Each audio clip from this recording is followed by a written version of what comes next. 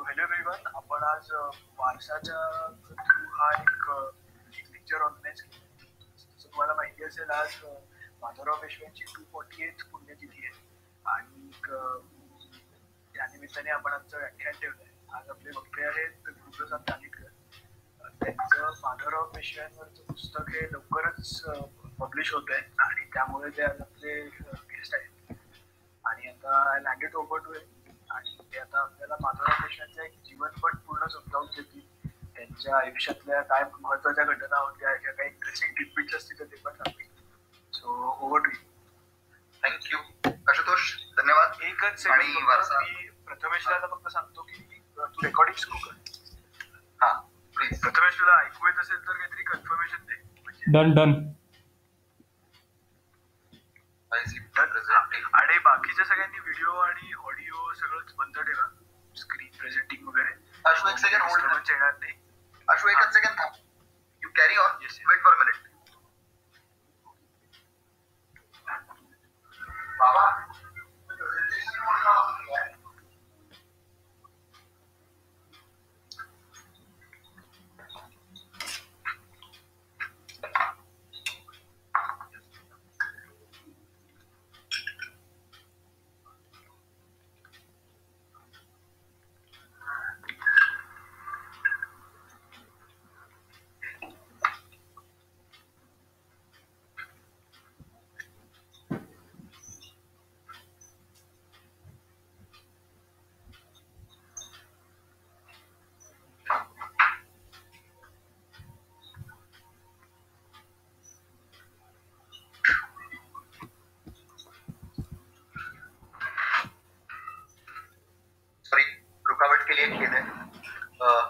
नमस्कार. मी गुरुप्रसाद कानिटकर. सगळ्यात आधी आशुतोष, प्रथमेश आणि वारसाच्या सर्व टीमचा मी मनापासून आभारी आहे. या एका अत्यंत महत्वाच्या मराठ्यांच्या इतिहासातल्या प्रॅक्टिकली स्पीकिंग शेवटच्या महत्वाच्या व्यक्तीबद्दल बोलण्याची आज त्यांनी मला संधी दिली. आणि मला बोलायला सुरू करताना खरं तर थोडंसं भरून येतं, थोडासा भावनिक झालोय मी. कारण थोरल्या माधवराव पेशव्यांवरती मी आणि माझा मित्र पराग पिंपळखरे आम्ही जवळपास गेले 1 वर्षभर काम करतो. आणि आशुतोषने आता जसा उल्लेख केला की आमचं पुस्तक लवकरच येत आहे. आता काही कॉपीराईट आणि या काही तांत्रिक गोष्टी ज्या काही आहेत त्या प्रोसेसमध्ये ते आहे, परंतु ते लवकरच पुढच्या वर्षी आपल्या सर्वांच्या हातामध्ये असेल याची आपण खात्री बाळगा. तर 248वी पुण्यतिथी आज आपण ज्या माणसाची साजरी करतो आहे, खरं तर साजरी करतोय असं म्हणणं काही फार बरोबर नाही, कारण स्मरण करतोय आपण त्या व्यक्तीचं असं म्हणणं जास्त योग्य संयुक्तिक ठरेल. तर हे सगळं करत असताना हे का करायचं, इतक्या मोठ्या माणसांची आठवण का, वगैरे वगैरे हा सगळा विषय आपल्याला माहिती आहे. मुद्दा असा आहे की थोरल्या माधवरावांचं वेगळेपण काय. अन्यथा जसं मी, आशुतोष किंवा मी इतिहासाचा अभ्यास करणारे सगळेच लोक आम्ही असं म्हणतो की ठीक आहे, शिवाजी महाराज ग्रेट होते, सगळ्याच जगाला माहिती. का ग्रेट होते हे आम्ही सांगितलं तर अभ्यासक म्हणून, इतिहासाचे विद्यार्थी म्हणून आमचं वेगळेपण आहे. आणि त्याचं प्रमाण सांगितलं तर आमचं वेगळेपण आहे. आता सुरुवात करताना आपण काही बेसिक गोष्टींपासून सुरुवात करूया आणि मग मुख्य विषयाला जाऊया. बेसिकली पेशवा म्हणजे काय. तर बेसिकली पेशवा हा फारसी शब्द आहे आणि पेशवा या शब्दाचा मुख्य अर्थ मराठ्यांच्या राज्यकारभारातला छत्रपतींच्या विचारांना मूर्त स्वरूप देणारा उच्चाधिकारी म्हणजे पेशवा. आता त्याचा फारसीतला डिक्शनरीतला अर्थ नेता, पुढारी, दुभाषा, वकील असाही होतो. पण मराठ्यांच्या राज्यकारभाराच्या हिशोबाने जर विचार केला तर पेशवा म्हणजे प्रधान, मुख्य प्रधान. आणि छत्रपती शिवाजी महाराजांचा जेव्हा राज्याभिषेक झाला तेव्हा रघुनाथ पंतांच्या नजरेखाली धुंडीराज व्यासांनी जो राजव्यवहार कोश लिहिला त्याच्या 2ऱ्या श्लोकामध्ये प्रधान पेशवा असं लिहिलेलं आहे. आणि 17व्या शतकाच्या उत्तरार्धामध्ये हे पेशवा पद मात्र बऱ्याच कारणासाठी गाजलं. आणि आपल्याला अगदी इतिहासाचा जे कोणी अभ्यास करतात त्यांना त्याची कल्पना आहे, किंवा सर्वसामान्य लोकांना सुद्धा कल्पना आहे की 1707 साली औरंगजेब मेला, जो मराठ्यांना संपवायला महाराष्ट्रामध्ये आला होता आणि जो महाराष्ट्रातच मेला. त्याच्यानंतर शाहू महाराज महाराष्ट्रामध्ये आले. काही काळ छत्रपती शिवरायांचे जे मुख्य प्रधान होते मोरोपंत पिंगळे, त्या मोरोपंत पिंगळ्यांचे चिरंजीव त्यांचे पेशवा होते. परंतु काही कारणाने 1713 साली भट कुटुंबातली व्यक्ती ही पेशवा झाली आणि ते म्हणजे बाळाजी विश्वनाथ भट. आणि तिथपासून या भट घराण्याकडेच ही पेशवाई आली. आता ही थोडीशी बॅकग्राऊंड, हा थोडासा प्रिल्यूड सांगण्याचं कारण काय हे तुम्हाला सांगतोय, तुम्हाला कळेल. 1713 साली बाळाजी विश्वनाथ भट हे मराठी राज्याचे मुख्य प्रधान पेशवा झाले. 1720 साली त्यांचं निधन झालं. त्यांचं जेव्हा निधन झालं त्यावेळेला त्यांचा थोरला मुलगा म्हणजे अजेय सेनानी बाजीराव बल्लाळ, थोरले बाजीराव पेशवा असं आपण ज्याला म्हणतो, ते हयात होते. त्यामुळे सक्सेशनचा, वारसा हक्काचा यांच्यानंतर कोण असा फार मोठा काही प्रश्न आला नाही. दरबारामध्ये एक प्रश्न आला जो ब्रह्मेंद्र स्वामी आणि तत्कालीन जे कोणी पुरंदरे वगैरे मंडळी होती या लोकांनी तो सोडवला. थोरल्या बाजीरावांचं निधन 1740 साली झालं आणि 1740 साली थोरल्या बाजीरावांच्या नंतर त्यांचा उत्तराधिकारी कोण होणार हाही प्रश्न फारसा आला नाही, कारण थोरल्या बाजीरावांचे थोरले चिरंजीव हयात. आता ते हयात असल्यामुळे तोही प्रश्न निकालात त्याच क्षणी निघालेला होता, त्यामुळे ते मुख्य प्रधान झाले. आता गोष्ट अशी झाली की 1761 साली पानिपतची लढाई झाली. आपल्याला सगळ्यांना माहिती आहे पानिपतचं तिसरं युद्ध जे पेशवे आणि अब्दाली यांच्यामध्ये झालं 14 जानेवारी 1761 ला. त्याच्यामध्ये मराठ्यांचा पराभव झाला आणि मराठ्यांचे दोन मोठे लोक सदाशिवराव म्हणजे नानासाहेबांचे चुलत बंधू म्हणजे चिमाजी अप्पांचे सुपुत्र आणि प्रत्यक्ष नानासाहेबांचे थोरले सुपुत्र म्हणजे विश्वासराव, हे दोघंही मृत्युमुखी पडले, दोघेही धारातीर्थी पडले त्या युद्धामध्ये. आणि त्याच्यानंतर काही दिवसात, काही महिन्यामध्येच नानासाहेबांचं निधन झालं. प्रॉब्लेम असा होता नानासाहेबांच्या निधनाच्या वेळेचा, तो थोडासा सांगतो की कर्तृत्ववान माणूस नानासाहेब पेशव्यांचं मोठेपण असं की त्यांनी मराठ्यांच्या राज्याला वैभवाच्या संपन्नतेच्या शिखरावर नेऊन ठेवलं. आणि कर्तृत्ववान माणसाची सगळ्यात मोठी अडचण ही असते की संस्कृतमध्ये एक श्लोक आहे ना, वितो मरणादस्मी केवलम दुषितो यशः. कर्तृत्ववान माणसाला मृत्यूचं भय कधीही नसतं, त्याला बदनामीचं भय अधिक असतं.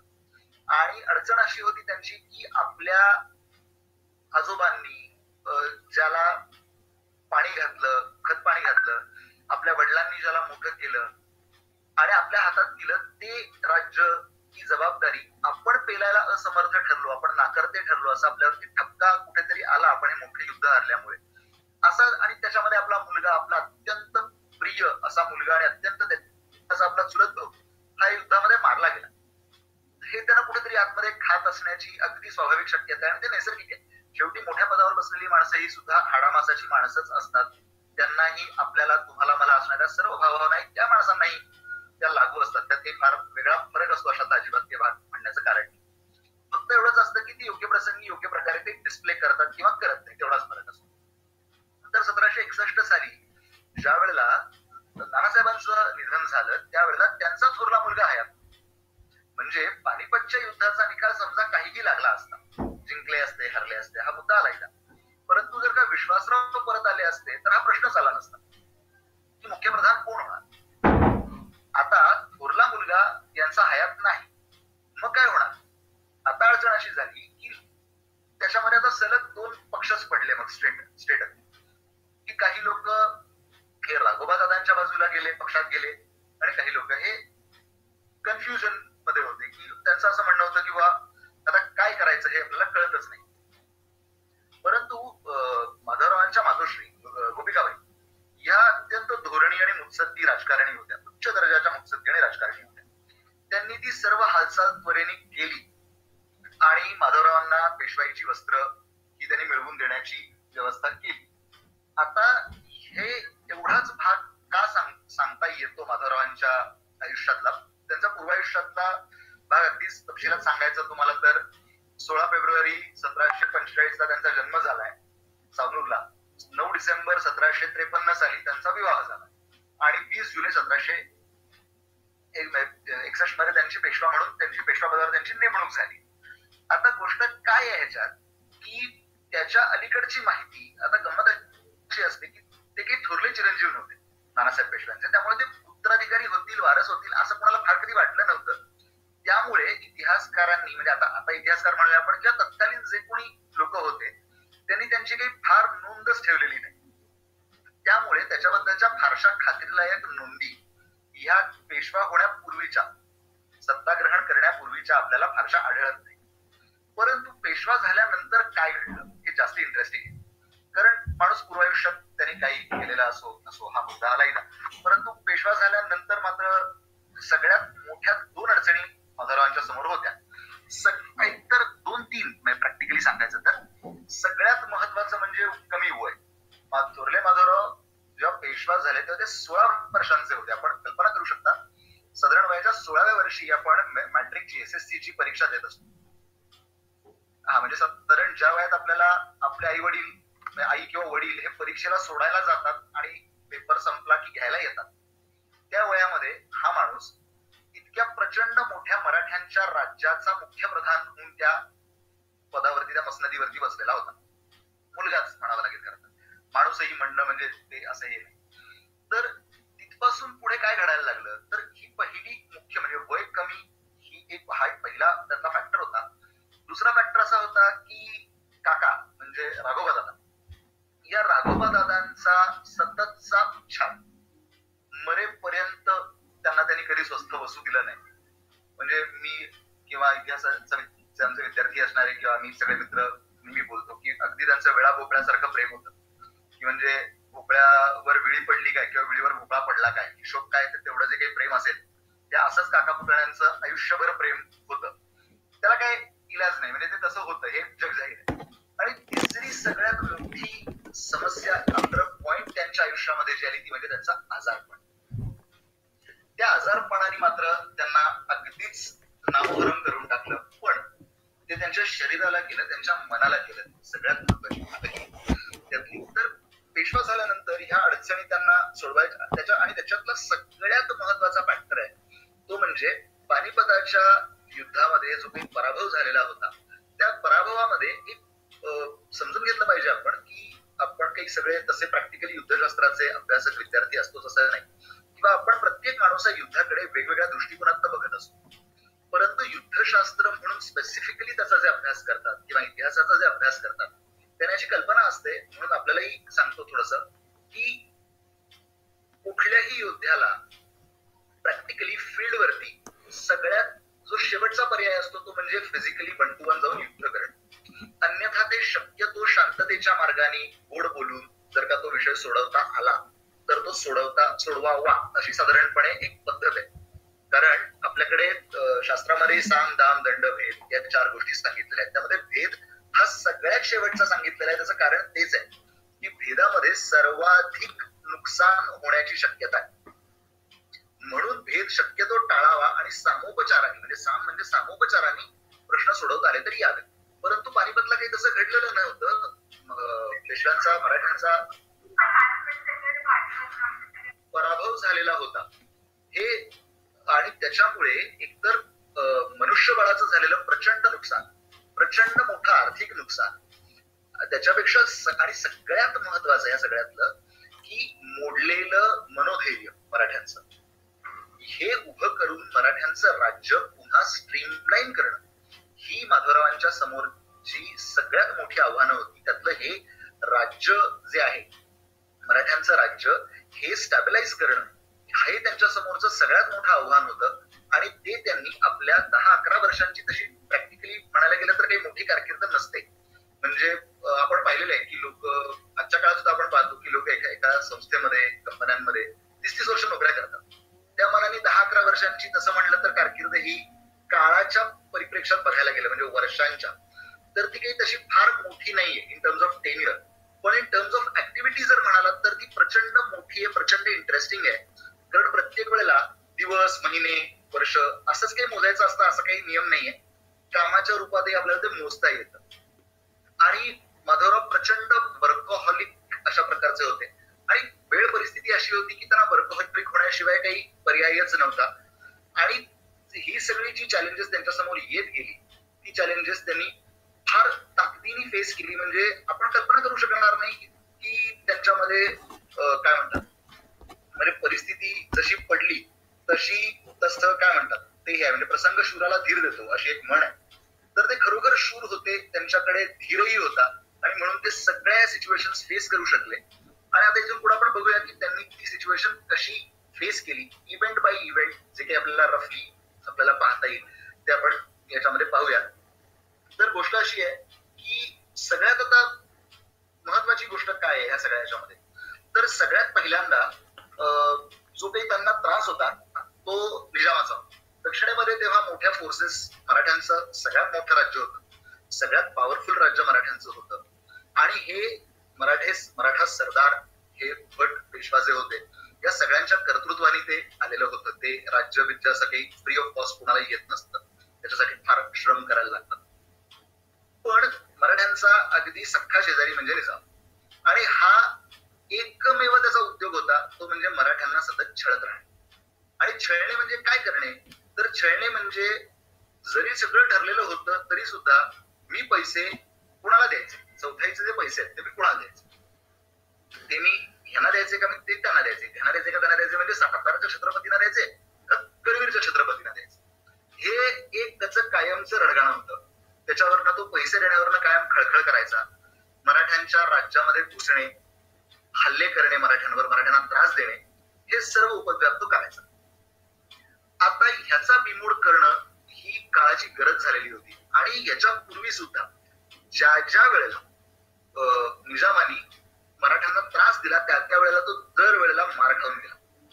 म्हणजे अगदी वर्ल्ड कप मध्ये ज्या भारत पाकिस्तान मॅचेस होतात आणि दरवेळेला पाकिस्तान मार खातं भारताकडनं, साधारण ती तशीच परिस्थिती त्याची होती जी काही होती ती. परंतु त्याची जी मराठ्यांना त्रास देण्याची जी काही खुमखुमी होती ही काही जात नाही. पानिपतच्या अगदी आधी 1760च्या ह्याला उदगीरला सदाशिवराव भाऊंकडनं आणि त्यावेळेला हेही होते, विश्वासरावही होते, त्यांच्याकडनं त्यांनी सडकून मार खाल्लेला होता. पण तरी मराठ्यांना त्रास देणं हा त्याचा आवडता छंद होता आणि त्याला पायबंद घालणं अत्यावश्यक झालेलं होतं. याच्यामध्ये मध्ये घटना एक थोडीशी विचित्र अशी घडली ती म्हणजे हे आणि घरामध्ये भटांच्या या पेशव्यांच्या घरामध्ये जी दुबळी माजली की माधवरावांचा पक्ष मोठा का राघोबाचा पक्ष मोठा, या सगळ्या दुबळीमध्ये एकदा परिस्थिती अशी झाली की आळेगाव या ठिकाणी माधवरावांना मोठा एक पेच आला त्यांच्या समोर. तो असा की आयदर काकाला पेशवा करा नाहीतर राज्याची विभागणी करा. आणि माधवरावांची दूरदृष्टी म्हणजे त्याला सलामच केला पाहिजे आपण, जे काही अनेक त्यांचे गुण होते त्याच्यामधला हा एक गुण आहे की एक निर्णय त्यांनी त्या दिवशी घेतला आणि मराठ्यांच्या राज्यातली उभी फूट त्यांनी टाळली. अन्यथा हा फार मोठा डाग आयुष्यभर मराठ्यांच्या राज्यावर लागला असता किंवा पेशव्यांच्या घराण्यावर लागला असता. ह्या पेशव्यांनी मराठ्यांच्या राज्याचे 2 तुकडे पाडले. त्यांनी काकांना सांगितलं की तुम्ही गादीवर बसा, मला गादीचा मोह नाही, राज्याची वाटणी मी कुठल्याही परिस्थितीत देणार नाही. याचं कारण आपण राज्याचे मालक नाही, आपण या राज्याचे नोकर आहोत. आपण इथला जो राजा आहे, छत्रपती आहे, छत्रपती रामराजे यांचे आपण नोकर आहोत. हे राज्य आपण वाटू भेटू शकत नाही. ऍट द मोस्ट काय तुम्हाला पेशवा व्हायचंय ना, नो प्रॉब्लेम, तुम्ही पेशवा व्हा, मला प्रॉब्लेम काही नाही. आता ते पेशवा झाल्यामुळे राघोबा पेशवा झाल्यामुळे अडचण आता ही झाली की मराठ्यांच्याकडचे जे सरदार ज्यांचं माधवरावांच्यावरती प्रेम होतं, या सगळ्यांना राघोबांनी प्रचंड त्रास द्यायला सुरुवात केली. आणि सूड उगवणे हा एकच शब्द आहे मराठीत त्याला, तशा पद्धतीने त्यांनी वागायला सुरुवात केली. विशेषतः पटवर्धनांचं जे घराणं आहे, जे इतिहासामध्ये अत्यंत प्रसिद्ध असं पटवर्धनांचं घराणं आहे, आणि पटवर्धनांच्या घराण्याचं कर्तृत्व असं आहे की त्या एकाच घराण्यातले, ही नोंद करण्यासारखी गोष्ट आहे की 30 ते 35 पुरुष हे मराठ्यांच्या राज्याच्या सेवेमध्ये होते आणि त्यातले बरेचसे युद्धामध्ये कामी आले, जखमी झाले.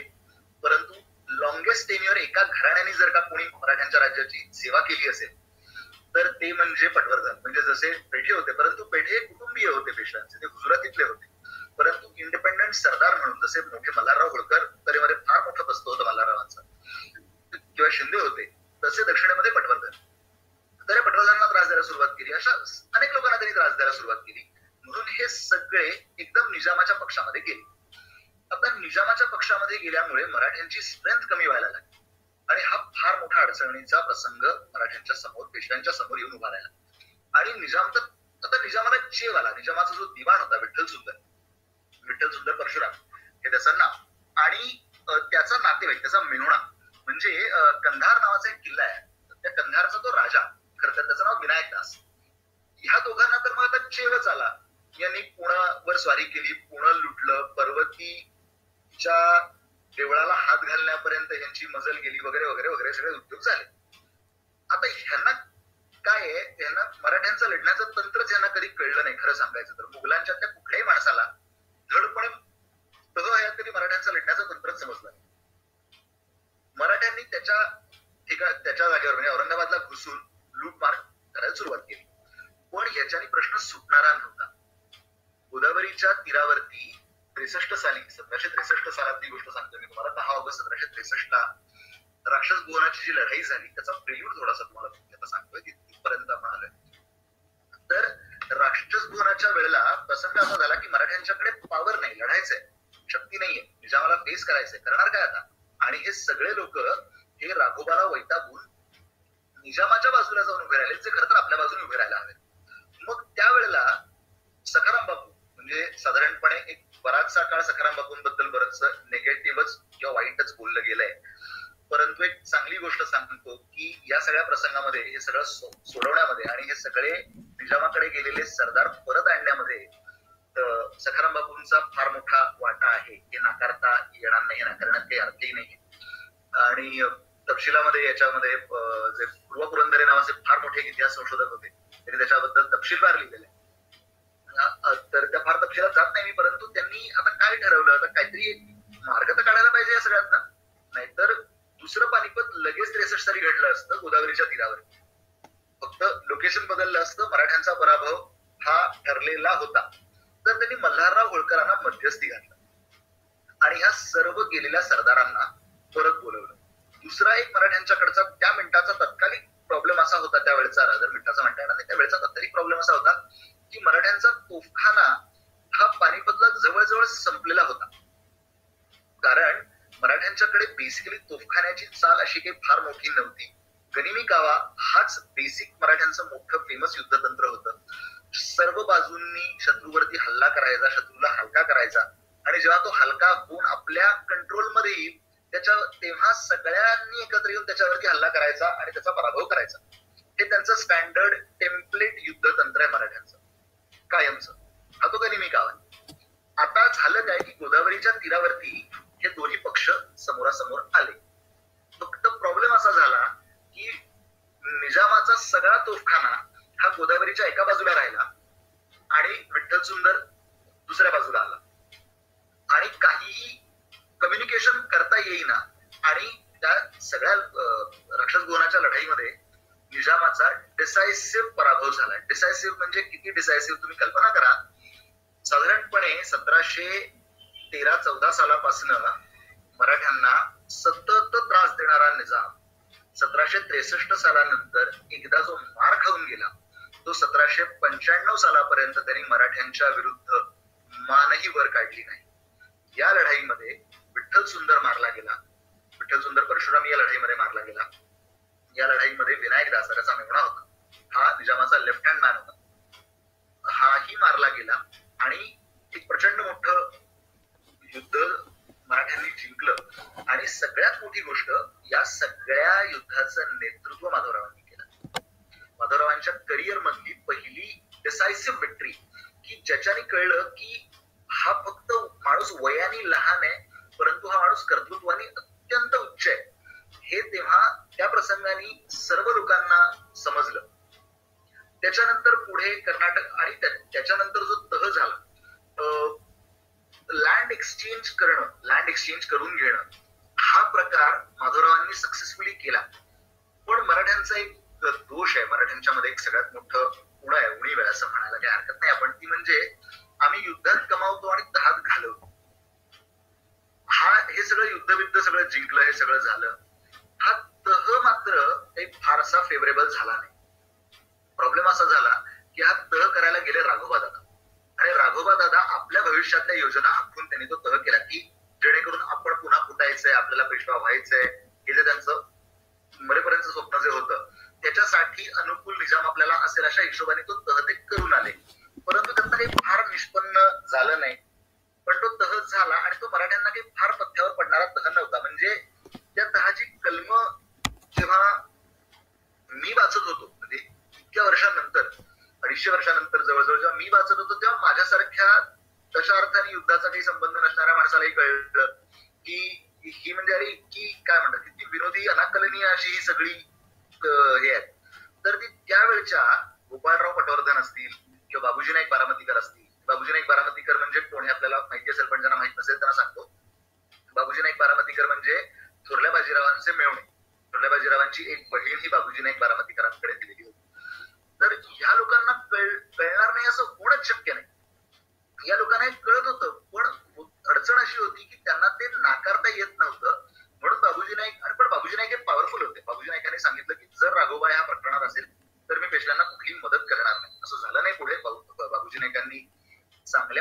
मदत केली. पुढे त्याच्यानंतर कर्नाटकाच्या सगळ्या स्वाऱ्या झाल्या, 2 मोहिमा कर्नाटकात सलग झाल्या. त्याच्यानंतर एक मोठं प्रकरण उद्भवलं, ते म्हणजे जानोजी भोसले आणि राघोबा दादा यांचं बंड.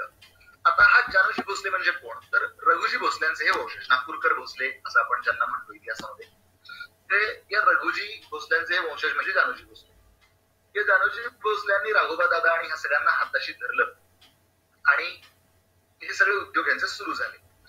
माधवरावांनी त्यांचाही बिमोड केला. त्यावेळेला एक गोष्ट फार इंटरेस्टिंग अशी घडली की शेवटी जानोजींनी एक थोडासा पॉलिटिकल शहाणपणा असा केला की तो स्वतः माधवरावांना भेटायला गेला. त्यांनी माधवरावांची क्षमा मागितली आणि सांगितलं की बाबा इथून पुढं पेशव्यांचं हित त्याच्यातच आमचं हित वगैरे वगैरे अशा पद्धतीचं तो सगळं बोलून बाहेर आला. आणि त्यातून त्याला असं कळलं की हे काही आपल्याच्याने निभणारं प्रकरण नाही, कारण आपल्याला वाटतात तितकी काही ही माणसं साधी नव्हेत, ही माणसं फार पॉवरफुल आहेत आणि आपल्याला ठरवलं तेव्हा ही माणसं चेपू शकतात. आणि माधवरावांनी त्याला ते बॅटल फील्ड वरती दाखवून दिलं की मी ठरवीन तर मी तुला चेपू शकतो. पुढे इंटरेस्टिंग एक प्रसंग झाला, तो म्हणजे धोडपच्या लढाईचा. त्याच्या आधी एक छोटीशी इंटरेस्टिंग गोष्ट घडली होती, ती तुम्हाला सांगतो. गंगोबा तात्या चंद्रचूड नावाचं एक इंटरेस्टिंग कॅरेक्टर आहे. गंगोबा तात्या म्हणूनच ते फेमस आहेत. गंगोबा तात्या हे पूर्वाश्रमी होळकरांचे दिवाण. आणि ज्या वेळेला मल्हाररावांचं निधन झालं, त्याची एक्झॅक्ट तारीख सांगतो तुम्हाला, 20 मे 1766 साली मल्हारराव होळकरांचं निधन झालं. त्याच्यानंतर त्याच्या पूर्वीच त्यांच्या चिरंजीवांचं निधन झालं होतं. आणि काही काळाने म्हणजे अहिल्याबाई होळकरांचे यजमान त्यांचे निधन झालं होतं आणि अहिल्याबाईंचा जो मुलगा होता त्याचे काही काळाने निधन झालं. तर त्यामुळं हा गंगोबा, राघोबा ही सगळी लोक ही अहिल्याबाईंना सांगत होती की तुम्ही कारभारांच्या हातात कारभार सोपवा आणि तुम्ही देवदेव करत बसा. अहिल्याबाईंनी सांगितलं की नथिंग डुईंग, असलं काही होणार नाही, राज्यकारभार मी करणार. आणि त्यांनी सरळ माधवरावांकडे मदत मागितली आणि माधवरावांनी कसे निर्णय घेतले, म्हणजे जो मी तुम्हाला एक मगाचा निर्णय सांगितला की राज्याची वाटणी होणार नाही, तुम्ही पेशवा व्हा, असं म्हणणं इतकं मोठं धाडसाचं होतं, तरी त्यांनी ते केलं. तसा दुसरा निर्णय त्यांनी घेतला की ऍडमिनिस्ट्रेटिव्ह डिसिजन होळकरांच्याकडचे ते अहिल्याबाई पाहतील आणि लष्करी निर्णय जे काही असतील ते तुकोजी होळकर पाहतील, अशी त्यांनी ती सर्व व्यवस्था करून दिली. आणि पुढे हे सगळं छान 30-32 वर्ष चाललं, ही फार कौतुकास्पद गोष्ट आहे. सेम प्रकरण त्यांनी त्यांच्या आयुष्यात सोडवलेलं होतं, त्याचा विषय आला म्हणून ते अवघणी सांगतो. ते म्हणजे शिंद्यांच्या घरातलं वारसा हक्काचा जो प्रश्न होता तो त्यांनी तसाच सोडवला होता की शिंद्यांच्या घरामध्ये कर्तृत्ववान असा पुरुषच राहिला नव्हता. शिंद्यांच्या घरामध्ये दत्ताजी, जयाप्पा, जनकोजी हे सगळे लोक हे पानिपतच्या अल्ल्याड पल्ल्याड हे मारले गेलेले होते. आणि शिंद्यांच्या घरात आता पुरुषच नाही करतात. केदारजी शिंदे मुक्त होते, पण आता केदारजी शिंदेवरती काही राघोबा दादांच्या पक्षातला, त्यामुळे माधवरावांचा त्यांच्यावरती विश्वास नाही. माधवरावांनी सांगितलं की straight forward nothing doing, Mahaji Shinde हे शिंद्यांचे आता पुढचे वारस असतील. अडचण अशी होती की महाजी शिंदे नाशिक होते, पण त्यांनी सांगितलं की असं काही नाही, मी कर्तृत्वाला मोठं मानणारा माणूस आहे, त्यामुळे महाजी शिंदे असं ते होतं. त्यामुळे महाजी शिंद्यांचं आणि माधवरावांचं आयुष्यभर पुढे माधवरावांच्या मृत्यूपर्यंत अत्यंत घट्ट घनिष्ठ त्यांचा स्नेह राहिला आहे. तर विषय हा होता की ज्या वेळेला अहिल्याबाईंनी हे सगळा कारभार हातात घेतला, त्यावेळेला सगळ्यात पहिली गंगोबा तात्यांची तिथं हकालपट्टी झाली आणि गंगोबा तात्या हे राघोबा दादांच्या पदरी त्यांच्या सेवेला येऊन राहिले. एक दिवशी दरबार चालू होता, दरबारचं कामकाज चालू होतं आणि यातलं मी काहीही तुम्हाला मन घडत मला माझ्या मनात आहे असं सांगत नाही, याचं डॉक्युमेंटेड एव्हिडन्स आहे. आणि गंगोबा दादा दरबारात होते आणि ते माधवरावांना म्हणाले की मला श्रीमंत आपल्याला काही सांगायचं आहे, आपली परवानगी असेल तर सांगतो. म्हणले बोला, काय बोलायचं तुम्हाला. तर गंगोबा दादा पटकन म्हणाले की आता काय वय झालंय, डोळे थकत चाललेत, कधीही रामाचं बोलावणं येईल, तर त्यापूर्वी एकदा मला राघोबा दादांना पेशवा झालेलं पाहायची इच्छा आहे. तुम्ही कल्पना करा, चालू दरबारात मसनदीवर बसलेल्या पेशव्यांना एक माणूस खाली उभारून असं सांगतो. त्याचा काय परिणाम काय झाला तोही तुम्हाला लगेच सांगतो. तर त्यामुळे तुम्ही पेशवेपद सोडा आणि तुम्ही राघोबा दादांना पेशवा करा. आणि दरबारातली सगळी माणसं स्तब्ध, त्यांना कळेच ना की आता काय, म्हणजे याच्यावरती होणार काय आता ह्याचं पुढे. माधवरावांनी क्षणभर इकडे बघितलं, ते मसनदीवरनं उठले, 2 पायऱ्या खाली उतरले, गंगोबा दादाकडे गेले आणि त्यांनी गंगोबा दात्यांच्या एक श्रीमुखात दिली, अगदी स्पष्ट, म्हणजे छान चांगल्या, आता आपण मीटिंग मध्ये बोलतोय म्हणून सांगतो, श्रीमुखात दिली. काय भावना तुम्ही समजून घ्या, जी काय असेल. म्हणजे इतपत तो सगळं प्रकरण झालं. परंतु त्याच्या पुढे असं झालं की आपल्याकडे मराठीत एक शब्दप्रयोग आपण वापरतो बघा, की आमका आमका माणूस ना माझ्या डोक्यात बसलाय, असं ते त्यांचं झालं माधवरावांचं काहीतरी गंगोबाच्या बाबतीमध्ये. आणि पुढे धोडपला जेव्हा लढाई झाली, त्या धोडपच्या लढाईमध्ये, म्हणजे ती लढाई ही राघोबा दादा विरुद्ध माधवराव अशीच ती लढाई झाली. आणि त्या लढाईमध्ये माधवरावांचा प्रचंड मोठा विजय झाला. याचं कारण, माधवरावांचा प्रचंड मोठा विजय झाला, याची गंमत अशी घडली की राघोबा दादा धोडपच्या किल्ल्यात वर गेले आणि सैन्य सगळं खाली राहिलं आणि किल्ल्याचे दरवाजे लावून घेतले आणि खालचं सगळं सैन्य हे मारलं गेलं. बरंच 70-80% सैन्य मारलं गेलं आणि विजय झाला. आणि मग त्यांनी काकासाहेबांना सांगितलं की आता या खाली, फार झालं तुमचं नाटक, या खाली. आता गंगोबा पळून जात होता, त्याला होळकरांकडच्याच काही लोकांनी, म्हणजे स्पेसिफिकली तुकोजी होळकरांनी त्याला पकडला आणि त्याला माधवरावांच्या समोर आणून उभा केला. माधवरावांनी सांगितलं की तू 30 लाख रुपये दंड भर तुझ्या या कृत्याचा, कारण हा राजद्रोह आहे, तू केलायस तू. आता 30 लाख रुपये गंगोबा कुठला भरणार होता? गंगोबाकडे काही 30 लाख रुपये नव्हते त्यावेळेला. सांगितलं की ठीक आहे, तू एक काम कर, तू तेवढ्या रकमेची आम्हाला घडी फोडून दे. तुम्ही कल्पना करा कशाच्या अगेन्स्ट काय शिक्षा असू शकते, की त्याने त्याला थेट सांगितलं की 30 लाख रुपयाची कुठल्याही काळात घडी फोडणं ठीक आहे, गमत आहे का? पण ते तसं काही घडलं नाही. तो आयुष्यभर पुढे कैदेतच राहिला आणि तो कैदेतच त्याचा मृत्यू झाला. आणि त्याच्यानंतर मात्र नेहमीच राघोबा दादांचं एक पालुपद असायचं की आता काय, आता मी संन्यास घेतो, मी अमकडमक तमक करतो, मी त्र्यंबकेश्वरला जाऊन राहतो, मी काशीला जातो, काय वाटेल ते बडबडत असतो. त्याने सांगितलं नथिंग डुईंग, गपचूप माझ्या बरोबर वाड्यात यायचं, थोरल्या वाड्यात. त्याला शनिवार वाडा म्हणत नसत, त्या वाड्यात थोरला वाडा असं म्हणत. थोरल्या वाड्यात माझ्या बरोबर गपचूप यायचं, म्हणून ते त्यांना शनिवार वाड्यात घेऊन गेले. थोडं पुण्यापर्यंत यायला त्यांना 3 दिवस लागले. 3 दिवसामध्ये राघोबा दादा ज्या शनिवार वाड्यातल्या महालात राहत होते, तिथली सर्व व्यवस्था बदललेली होती, तिथली सर्व माणसं बदललेली होती. ती सर्व माणसं जी माधवरावांना हवी होती ती माणसं होती. ही अत्यंत महत्वाची गोष्ट आहे त्या सगळ्या कथेमधली. आणि त्याच्या पुढे त्यांनी त्यांना सांगितलं की काही नाही, तुम्ही हाऊस अरेस्ट मध्ये, तुम्ही नजर कैदेमध्ये असाल, तुम्ही जे करताय त्याच्यावरती माझं बारीक लक्ष आहे. कारण माधवरावांचं गुप्तहेर खातं हे प्रचंड स्ट्रॉंग होतं.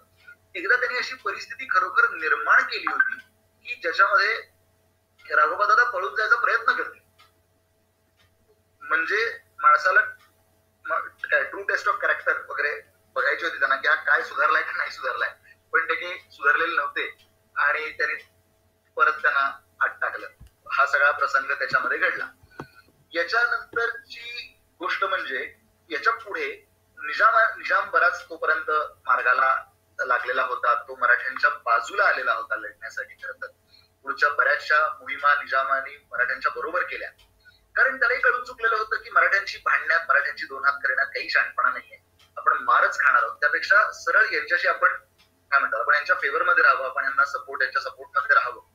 आणि अशा पद्धतीने तो कायम मराठ्यांच्या पुढे फेवर मध्ये राहिला. परंतु पुढे अडचण करणारा एक मोठा घटक दक्षिणेमध्ये निर्माण झालेला होता, तो म्हणजे हैदर अली. आता हा हैदर अली कोण काय हे आपल्यापैकी बऱ्याच लोकांना माहिती असेल. तर हा हैदर अलीची बेसिकली गोष्ट अशी होती की तो तिथले अंतर्गत शत्रू जे होते ते संपून तो मोकळा झालेला होता आणि हैदर अलीला चेपणं आता अत्यंत आवश्यक झालेलं होतं. आता हैदर अलीला चेपण्यासाठी मग पुढे दक्षिणेमध्ये मोहिमा झाल्या, ज्यापैकी बऱ्याच मोहिमांमध्ये स्वतः माधवराव गेले. जेव्हा माधवराव अत्यंत आजारी झाले त्यांच्या शेवटच्या काळामध्ये, त्यावेळेला ते परत आले. परंतु परत आल्यानंतर सुद्धा ते गप्प बसलेले नव्हते. त्यांनी नाशिक जवळ तोफांचा कारखाना काढला. तोफांचा कारखाना काढणं ही अत्यंत महत्वाची गोष्ट आहे. तो तोफांचा कारखाना त्यांनी काढला आणि मराठ्यांना किंवा लढणाऱ्या आपल्या फोर्सेसना सर्व प्रकारची मदत मिळेल, रसद मिळेल याची त्यांनी पूर्ण व्यवस्था त्यावेळेला करून ठेवली. आता त्याच्यामध्ये सगळ्यात महत्वाची जी मोती तलावाची लढाई आहे, म्हणजे हैदर अलीचा प्रसंग हा फार इंटरेस्टिंग प्रसंग आहे आणि तो फार लांब आहे. पण just to cut the long story short, गोष्ट अशी की हैदर अली जंगलात जाऊन लपून बसला आणि त्याला वाटलं की आता कसे येणार मराठे.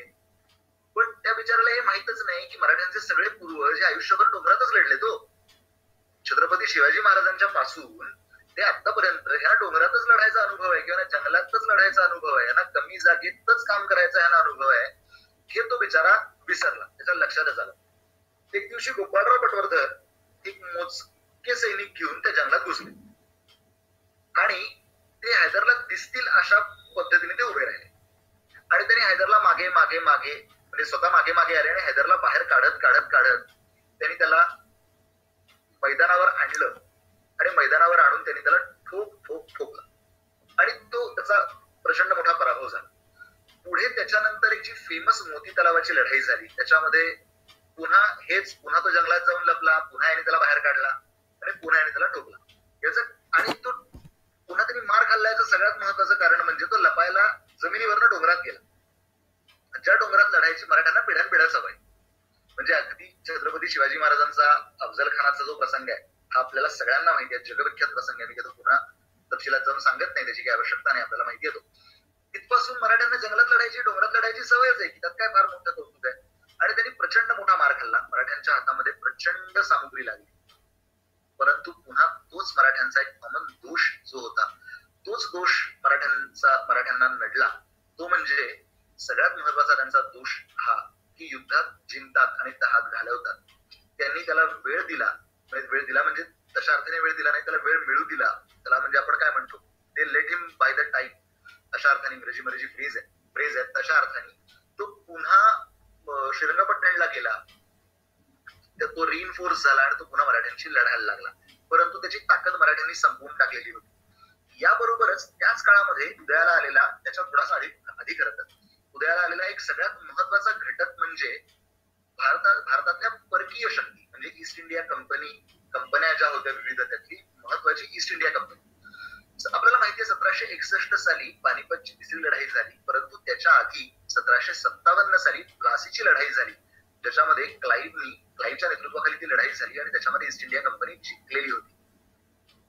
आणि त्यांचा वाढता प्रादुर्भाव आणि त्या ईस्ट इंडिया कंपन्या 3 ठिकाणी होत्या. त्याचं मुख्य सगळं जे काही होतं ते बंगालमधनं होत असे, तर बंगाल, मुंबई आणि मद्रास असा तो सगळा तरी 30 स्थळी त्यांची ती यात्रा होती.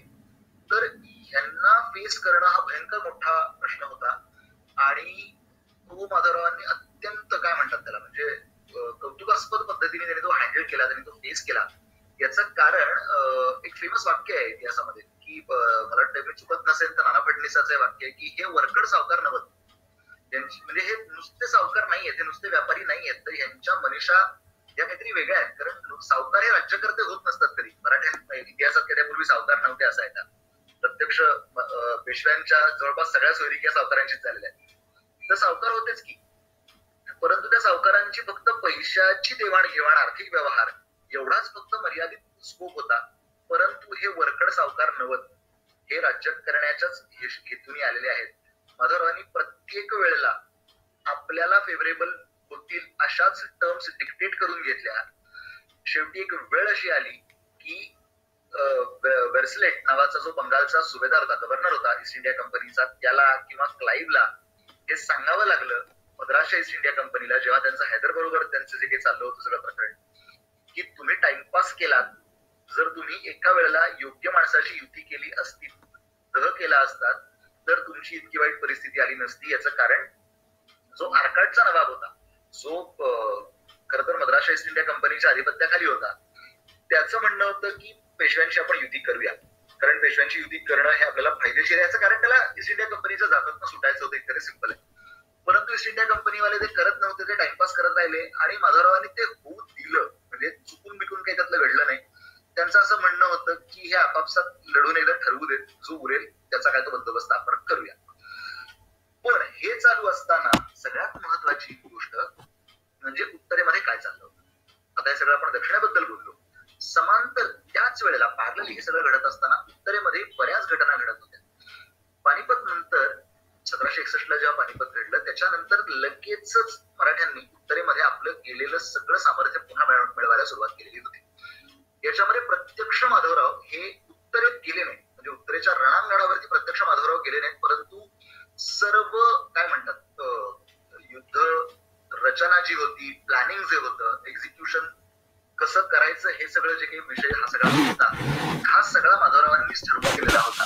त्याच्यामध्ये विसाजी कृष्ण बिनीवाले, रामचंद्र गणेश कानडे या 2 लोकांना पाठवलेलं होतं. हे गुजरातीतले होते आणि 2 मोठे सरदार मराठ्यांचे, होळकर आणि शिंदे.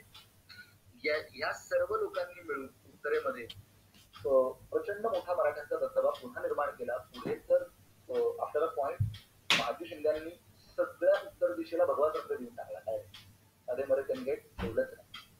याच्यातला प्रत्येक राज्यकर्त्याच्या किंवा प्रत्येक, आता माधवराव हे राज्यकर्ते होते, पॉइंट असतो, एक की पॉइंट असतो. आपण जसं म्हणतो की काय बाबा, म्हणजे मूल्यमापन करताना जसं मी आता सांगितलं आपल्याला की मराठ्यांचं मोडलेलं मनोधैर्य ह्या माणसाने पुन्हा उभं केलं की नाही, आपण जिंकू शकतो, आपण तेच आहोत, आपण त्या छत्रपती शिवाजी महाराजांचे वारस आहोत, आपल्याला पराभव मान्य नाही. कारण मराठ्यांच्या मातीने 2000 वर्ष आपल्या अस्तित्वाचा लढा दिलाय. 2000 वर्षे छोटी नसतात. आपण त्यांचे वंशज आहोत. आपला एका पराभवाने, छोटा किंवा मोठा, आपला कणा मोडणार नाही, आपला कणा कायम ताठच असेल. हे माधवरावांनी सांगितलं ही जशी एक गोष्ट आहे आणि ते प्रत्यक्ष कृतीतनं दाखवलं, नुसतं शब्दाने सांगितलं, ते कृतीतनं दाखवलं. तर दुसरा महत्वाचा मुद्दा म्हणजे त्यांनी मुघल बादशाह शाह आलमला आपल्या अधिपत्याखाली पुन्हा दिल्लीच्या तख्तावर बसवलं. इतिहासाचा जे अभ्यास करतात त्यांना त्याचं महत्व नक्की माहिती असेल, त्यांना माहित नसेल त्याच्यासाठी विशेष सांगतो की अदरवाईज दिल्लीच्या बादशाहाला म्हणजे दुसरा शाह आलम याला इंग्रज आपल्या अधिपत्याखाली गादीवर बसवायला तयार होते, परंतु समहाऊ ते वर्कआउट होत नव्हतं आणि शाह आलमला काही झालं तरी बादशाह पदावरती नाही, दिल्लीत जाऊन पुन्हा बसायचं होतं.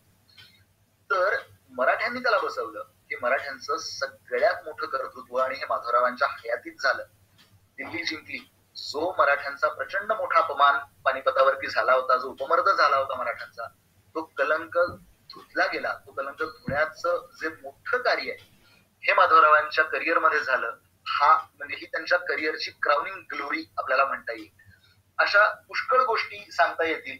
लहान मोठे अनेक प्रसंग आहेत. प्रशासन कसं होतं, धार्मिक गोष्टी कशा होत्या, सामाजिक आर्थिक जीवन कसं होतं, या बऱ्याच गोष्टी आहेत. पण त्या पॅरलल ट्रॅक मध्ये चालणाऱ्या आहेत. त्याच्यामध्ये माधवरावांचं स्वतःचं असं व्यक्तिगत कर्तृत्व असं काही नव्हतं.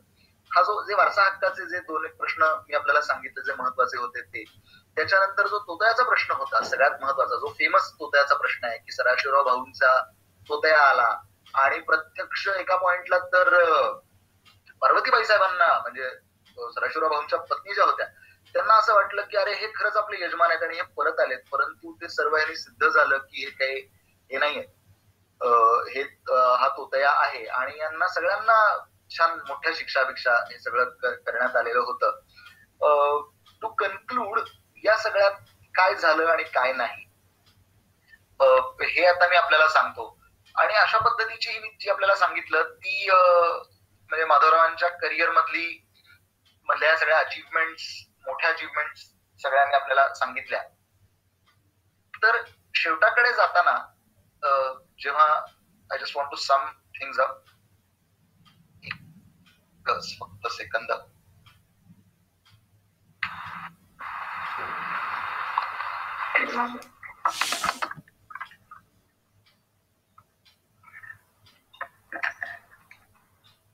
की हे सगळं चरित्र आहे आणि पण हे सगळं करताना आपण एक बघितलं पाहिजे की माधवरावांनी सत्तेवर येऊन काय केलं हे आपण पाहताना ज्या अमराठी सत्तांशी संघर्ष आले त्याच्यामध्ये त्यांनी असाधारण हिंमत दाखवली आणि संकट जसं उद्भवलं तसं त्यांनी ते फेस केलं. त्यांनी नवीन ऍज सच काही केलं नाही हे जरी मान्य केलं तरी सुद्धा त्यांनी एक्झिस्टिंग राजव्यवहार आणि प्रशासन या संबंधी त्यांनी प्रचंड शिस्त आणली. त्यांच्या वर्कहॉलिक असण्याचे जे काही पुरावे मिळतात त्यातला एक अत्यंत महत्वाचा पुरावा हा असा की ते ज्यावेळेला मोहिमेवर नसायचे त्यावेळेला ते रॅन्डमली पागेमध्ये जायचे आणि पागेमध्ये गेल्यानंतर जे पागेदार किंवा पागनीस जे कोणी असायचे त्यांना ते सांगायचे, विचारायचे की किती नाला आहेत रे. आता गंमत बघा, किती नाला आहे. आता एक घोडा, एका घोड्याला 4 नाला असतात, बरोबर आहे. म्हणजे एक घोडा गुणिले एक नंबर ऑफ घोड्यांची संख्या गुणिले 4 या ठोकलेल्या नाला आणि अधिक काही स्पेअर मध्ये ठेवलेल्या असतात. किंवा किती रिकिबी आहेत असा रॅन्डम प्रश्न विचारायचा आणि जर त्याला तोंडी हिशोब सांगता आला नाही तर त्याची काही खैर नसायची. हो, ही म्हणजे हे भयंकरच वर्कहॉलिक होते. कामात मोहिमेत असताना तर हिशोब बिशोब चोख, आणि महत्वाचं म्हणजे पानिपतावर झालेलं बरंचसं कर्ज, पानिपताच्या वेळेला झालेलं आहे बरंचसं कर्ज हे माधवरावांनी फेडलं.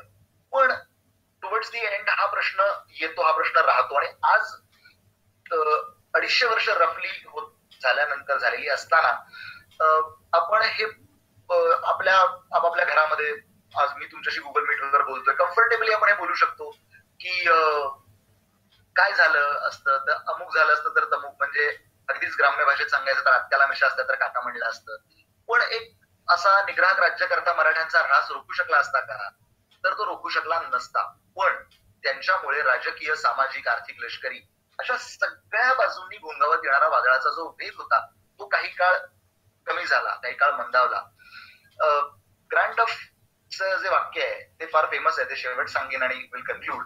पण माधवराव जर का समजा 50-60 वर्ष जगले असते तर, म्हणजे ज्या वेळेला मी हे चरित्र लिहित होतो त्यावेळेला मला हा नेहमी प्रश्न असायचा की माधवराव अजून 50-60 वर्ष जगले असते तर काय झालं असतं. तर कदाचित आता हे सगळे माझा हे आहे, हा माझा व्ह्यू आहे, ही माझी भावना आहे, शेवट तुम्हाला सांगायची होती मला, की जगले असते तर कदाचित शाह आलम हा पुणे दरबारचा म्हणजे पर्यायी मराठ्यांचा मांडलिक झाला असता. हैदर आणि टिपू हे मराठ्यांच्या त्रासाशिवाय राज्य करू शकले नसते. 1802 साली जो वसईचा मानहानिकारक तह झाला, हा तह झाला नसता. आणि सगळ्यात महत्वाचं म्हणजे कदाचित पुणे हे शहर आज जी भारताची सांस्कृतिक राजधानी आहे ती प्रॅक्टिकली भारताची राजधानी असती. पण इतिहास हा जर तर मला असं वाटलं असं वगैरे मानवी भावभावना, इच्छा, आकांक्षा यापैकी कशावरही चालत नसतो. फ्रायर नावाच्या एका मोठ्या इतिहासकारांनी लिहून ठेवलेलं आहे की माणसाची गोष्ट ही नेहमी अशक्य आणि असाध्य या दोन गोष्टींमधनं जात असते. श्रीमंत बाजीराव, चिमाजी अप्पा, नानासाहेब, सदाशिवराव भाऊ, माधवराव यांचं सगळ्यांचं अकाली निधन, नारायणरावांचा खून आणि पुन्हा सवाई माधवरावांचं अकाली निधन, हे सगळं एखाद्या खडकावर लाटांमागून लाटा समुद्राच्या येऊन धडकाव्यात आणि आघाताने शेवटी तो खडक फुटून जावा, असे मराठ्यांच्या राज्यावर एकामागोमाग एक झालेले सगळे आघात होते. आणि हे मराठ्यांचं राज्य अशक्य आणि असाध्य या दोन गोष्टींच्या चक्रात फिरून शेवटी लयाला गेलं, हे आपल्याला सगळ्यांना माहिती. आणि 1818 साली मराठ्यांचं राज्य हे शेवटचं राज्य ज्याच्यावरती म्हणजे इंग्रजांच्या, ईस्ट इंडिया कंपनीच्या इंग्रजांच्या हातामध्ये गेलं, असा हा माधवरावांचा जीवनपट मी थोडक्यामध्ये आपल्याला सांगू शकलो, कारण वेळेची मर्यादा आहे. सांगण्यासारख्या बऱ्याच इंटरेस्टिंग गोष्टी जातात. आता फक्त एक छोटी इंटरेस्टिंग गोष्ट सांगतो ती म्हणजे प्राणी बरेचसे असतात, कॉम्बॅटंट, नॉन कॉम्बॅटंट. त्यातले जे नॉन कॉम्बॅटंट प्राणी होते म्हणजे जे लढण्यासाठी उपयोगाचे नव्हते, म्हणजे काही घोडी युद्धाची असतात, काही घोडी वरातीची असतात, हा बेसिक फरक असतो. तर जे नॉन कॉम्बॅटंट अॅनिमल्स होते, या नॉन कॉम्बॅटंट म्हणजे मला एक गंमत वाटली होती ती त्या दिवशी जेव्हा मी वाचत होतो, अभ्यास करत होतो त्यावेळेला, की नॉन कॉम्बॅटंट अॅनिमल्सना एकादशीला उपास करायला लागत असेल. ही किती गमतीशीर गोष्ट आहे की एकादशीला त्यांनाही उपास, एकादशीला त्यांना तो उपासाला काय खायला देत असतील याचा काही तपशील नाहीये, परंतु त्यांना एकादशीला उपास करायला लागत असेल. म्हणजे आपल्यासारखं खिचडी, साबुदाण्याची भगर बिगर काय देत असले तर मला कल्पना नाही, त्या तत्सम उपवासाचा काही चारा असेल तर. पण ऑलरेडी हा एक गमतीचाही भाग आहे त्याच्यामध्ये. अशा अनेक गोष्टी आहेत त्याच्यामध्ये सांगण्यासारख्या. पण शेवटी before I conclude I would say couple of things की कालचक्र हे कशावरही अवलंबून नसतं. कालचक्र हे आपल्या गतीने चालत असतं. परंतु गोष्ट अशी असते की मानवजातीच्या इतिहासामध्ये काही व्यक्ती किंवा काही घटना इतिहासाला कलाटणी देणाऱ्या असतात, आणि काही वेळेला कलाटणी देणाऱ्या व्यक्ती किंवा प्रसंगांमुळे इतिहास घडतो, आणि काही वेळेला काही घटना घडणं अपरिहार्य असतं, आणि काही वेळेला काही वेळेला ती व्यक्ती घडणं ही काळाची गरज असते. आणि या अव्याहतपणे चालणाऱ्या कालचक्रामध्ये अशाच व्यक्ती, घटना, प्रसंग यांचे अमिट ठसे उमटतात. बाकी हा काळ हा सर्व भक्षक आहे. मी इथे थांबतोय. आज माझे गुरु काही दिवसांपूर्वी, आपल्याला सगळ्यांना कदाचित माहिती असेल, भारत इतिहास संशोधक मंडळाचे अध्यक्ष प्राध्यापक डॉक्टर श्रीमा भावे सर यांचं 7 ऑक्टोबरला दुःखद निधन झालं. त्याच्यानंतर मी पहिलंच आज लेक्चर देतो आहे. आणि आशुतोष किंवा हे सगळे माझे खूप चांगले मित्र आहेत आणि यांनी मला खूप मोटिवेट केलं. म्हणजे मी फार नाही म्हणत होतो की अरे नाही, माझं मन फार तयार नाहीये, परंतु त्यांनी मला मोटिवेट केलं. मी आशुतोषचा पुन्हा एकदा आभारी आहे, वारसाच्या सगळ्या लोकांचा आभारी आहे मी.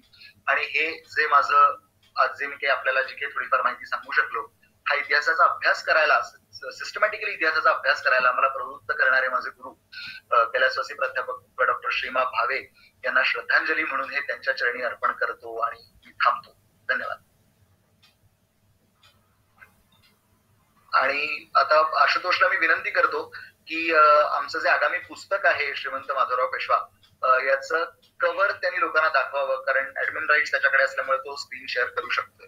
हो, ऍक्च्युली मी फोनवर आहे, सो तूच तिकडनं शेअर कर, अप्रूव्ह करतो. मला तू राईट चालेल. ओके चालेल, एक मिनिट फक्त.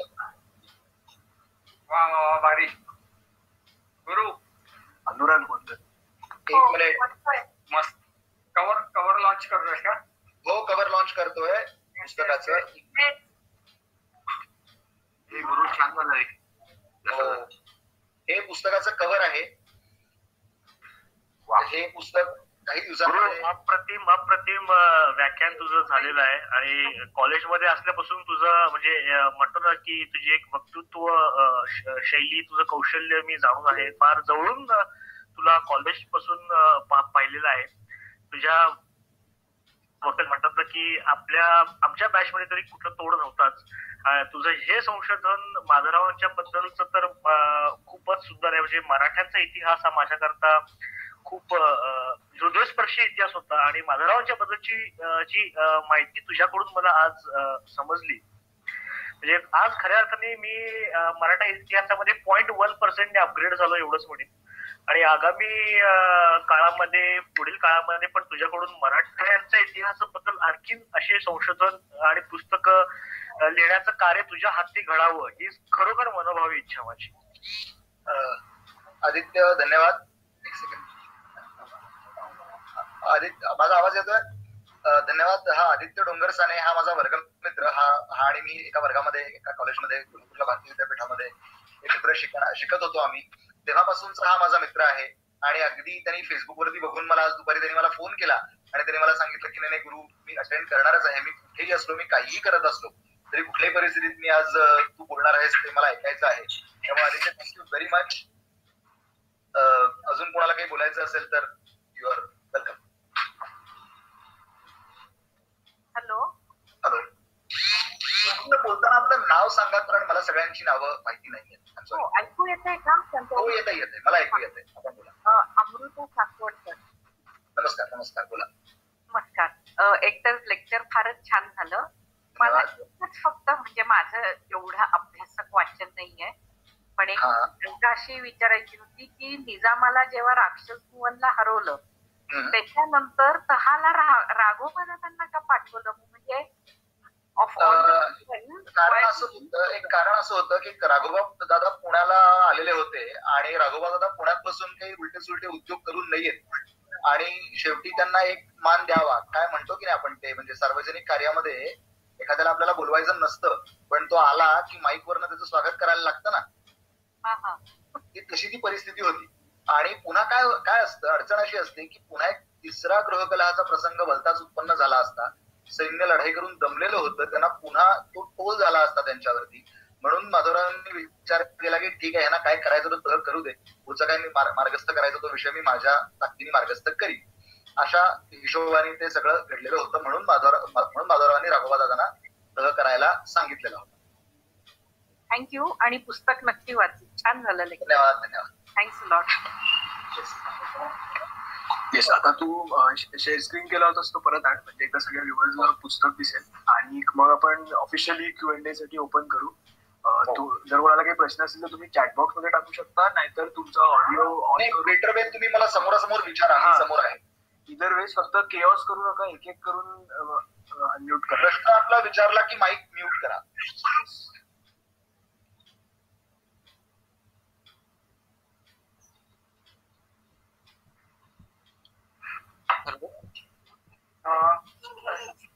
स्क्रीन शेअर कर ना गुरु. करू का? हा, हॅलो. हा, बोला. हे पुस्तक आपल्या बुकंगावर अवेलेबल आहे का सध्या? आता ते माझे जे प्रकाशक आहेत ते आता पुस्तक अजून प्रकाशित झालेलं नाहीये. आज अधिकृतपणे फक्त कव्हरच लॉन्च केलंय आपण.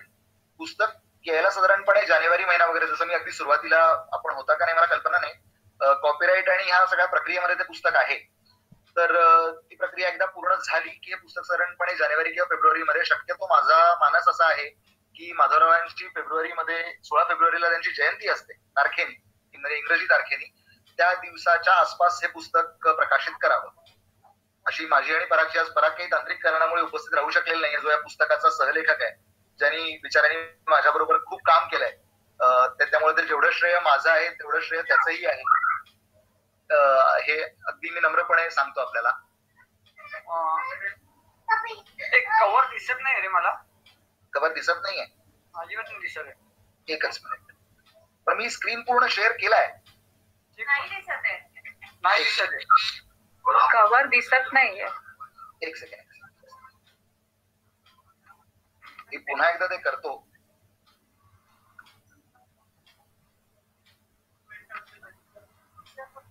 काय झालंय, बऱ्याचदा झूम वापरून वापरून याची सवय मोडल्यासारखी झाली आहे. एक मिनिट. आलं. आता हे पिन करून ठेवलंय, त्यामुळे कुठे मी दाखवतो आपल्याला. अडचण काही नाहीये त्याच्यामध्ये. दिसतंय का आता? नाही रे, नाही दिसत आहे. कुठे क्लिक कुठं करू? हो दिसताय.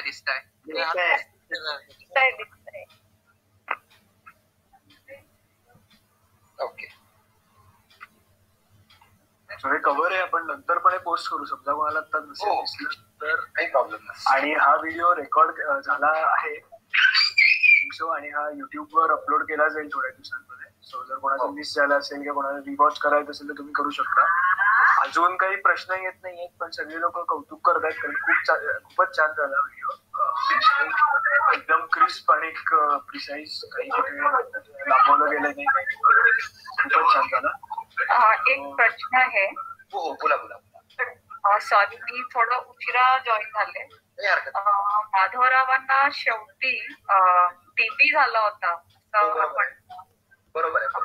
ऐकतो. म्हणजे आता आतापर्यंत स्वामी वगैरे कादंबरी वाचली आहे, त्याच्यापेक्षा जास्त आता तुमच्याकडनं खूप जास्त काय कळलं, तर त्यांचे शेवटच्या दिवसांबद्दल काय सांगू शकाल का? म्हणजे जेव्हा ते आजारी पडले त्याच्यानंतर राघोबादादांनी जी कारस्थानं केली असं आपण जे ऐकतो, तिची काहीतरी एक मूर्ती आणून काहीतरी तंत्र मंत्र वगैरे, ते सगळं खरं आहे का? नाही, त्यात काही फार तथ्य याच्यातला भाग नाही. त्याचा काही कॉन्क्रीट असा काही पुरावा देता येत नाही. म्हणजे त्यामुळे त्याच्याबद्दल काही फार बोलणं योग्य नाही. अन्यथा मी ते बोललो असतो, पण त्याच्याबद्दल काही असे फार सबस्टॅन्शियल पुरावे म्हणावे असे मिळत नाहीत. पण ते तेवढं करायची काही त्यांना गरज नव्हती, कारण त्यांनी आपण काय करू शकतो, आपण किती खालच्या पातळीवर जाऊ शकतो हे त्यांनी नारायणरावांच्या वेळेला दाखवून दिलेलं होतंच. की म्हणजे प्रत्यक्ष नारायणरावांना मारण्यामध्ये त्यांचा हात होता. नारायणरावांना मारायचेच आदेश रादर त्यांनी दिलेले होते, त्यामुळे तो काही प्रश्न नव्हता. ते हे होतच त्यांचं. शेवटचे दिवस मात्र त्यांचे फार म्हणजे काय म्हणतात, शारीरिक भयंकर त्यांचे हालात गेले. म्हणजे मला ते शेवटचे प्रसंग वाचताना किंवा आता मी आपल्याशी तुम्हाला सांगताना सुद्धा मला ते फार गलबलून येते मला ते. कारण मी बराच एक वर्षभर साधारण हे सगळे मित्र आमचे मला 21व्या शतकातल्या माधवराव वगैरे असं गमतीत म्हणतात. म्हणजे अनुराग असेल आमचा मित्र, किंवा हा आशुतोष असेल, किंवा आमचे इतर यांचे सगळे मित्र आहेत ते. इतका मी त्या माधवराव झोन मध्ये जवळजवळ मी वर्षभर होतो, त्यामुळे मला ते भयंकर असं गलबलून येतात. परंतु मुद्दा सांगायचा हा की ते तरीही राघोबादादांच्या सर्व कटकारस्थानांना ते पुरून उरले. त्यांना राजयक्ष्मा झाला होता. तो टीबीचा एक प्रकार आहे. मी डॉक्टर नाही, मी बाय ट्रेनिंग बाय प्रोफेशन मी डॉक्टर नाहीये, मी इंजिनियर आहे. परंतु राजयक्ष्म्यामधला एक प्रकार आहे की ज्याच्यामध्ये आतड्यांचा क्षय होत जातो, आतडी लहान लहान होत जातात. अशा प्रकारचा ते अत्यंत घाणेरड्या, अत्यंत वाईट असा तो आजार आहे. आणि तो त्यांना दुर्दैवाने झाला आणि वयाच्या 27व्या वर्षी त्यांनी या जगाचा निरोप घेतला. मला एक प्रश्न विचारायचा आहे. नाव मला फक्त प्लीज एकदा सांगा. माझं नाव मिसेस केळकर. मी नमस्ते. परवा फेसबुकवर एक फोटो बघितला जस्टिस चंद्रचूड त्यांच्या घरचा, की त्यांनी पेशव्यांच्या सारखाच शनिवार वाडा त्यांच्या गावी बांधलेला आहे, असा एक फोटो आला. तर त्या चंद्रचूड आणि आपण मेन्शन केलेले चंद्रचूड त्यांच्याच पैकी आहेत का? बहुधा म्हणजे माझ्या माहितीप्रमाणे आहेत, पण म्हणजे आशुतोष किंवा अनुराग हे तुम्हाला त्याच्याबद्दल जास्त तपशिलाने सांगू शकतील. कारण माझं काही त्यांचेच वंशज आहे. निमगाव दावडीला मला वाटतं त्यांचा तो वाडा आहे, त्याच्याबद्दल बोलता येतो. धन्यवाद, थँक्यू. एक खंडोबाचं मंदिर आहे, त्यांनीच बांधलेलं. मी एक ऍड करू का ह्याच्यात? हो प्लीज प्लीज प्लीज. हा जो वाडा आहे ना चंद्रचूडांचा, तो ऍक्च्युली तो आणि त्याचे चुलत जे आहेत त्यांचा पण एक जवळच्या गावात वाडा आहे, पण त्या दोन्ही कुटुंबांमध्ये काहीतरी फॅमिली डिस्प्यूट आहे आणि त्यामुळे वाडा आहे. एक जणांनी त्याचा व्हिडिओ टाकला होता, तर तो त्यांना काढायला लावला की आमची परवानगी न घेता आणि आमच्यात ऑलरेडी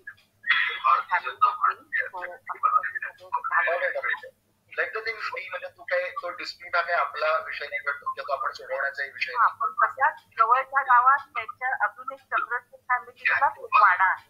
त्याचं जे दार किंवा जे मेन आहे ते त्यांनी शनिवारवाड्याचा दिल्ली दरवाजा तसं डिझाईन त्यांनी केलेलं आहे. लेक्चर खूपच छान झालं. अजून एक अर्धा तास जरी पुढे गेलं असतं तरी आवडलं असतं. नाही पण म्हणजे आपण सर्वजण वेळात वेळ काढून, कारण शक्यतो 9 ही थोडी उशिराची वेळ ठरवली होती की जेणेकरून लोकांना सरळ खाऊन आरामात बस लेक्चर कंटिन्यू करता येईल. परंतु काय आहे, आता सर्व ऑफिसेस सुरू झालेली आहेत, बरीचशी लोकांना अन्य इतरही काही कामं आहेत. मला बोलायचं असेल तर मी म्हणजे सलग 15 दिवस बोलू शकेन इतपत बोलता येईल, मला काही अडचण नाहीये. परंतु वेळेचीही मर्यादा आहे. तंत्रज्ञानामुळे उपलब्ध झालेली जरी सुविधा असेल तरी आपण काही मर्यादा ह्या पाळाव्यात वेळेच्या.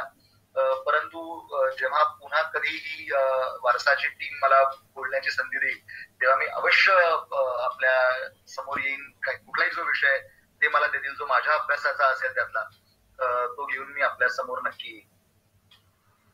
हो नक्कीच, पुढे पण आपण अशा सेशन्स प्लॅन करू. अजून कोणतरी प्रश्न दिसतोय? मला एक छोटा आउट ऑफ क्युरियोसिटी क्वेश्चन आहे की गाजीराम कोतवालांबाबत आपण ऐकतो, तर तो एरा म्हणजे तो कुठल्या एरा मधले होते ते, त्याची स्टोरी?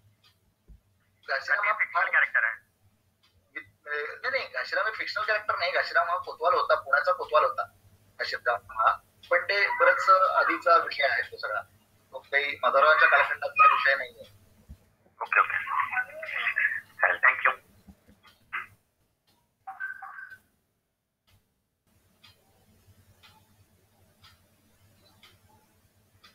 अजून काही प्रश्न आहेत आपल्याला? काही म्हणजे मी सांगितलेल्या कालखंडाबद्दल काही कोणाला काही प्रश्न असले तर वेलकम.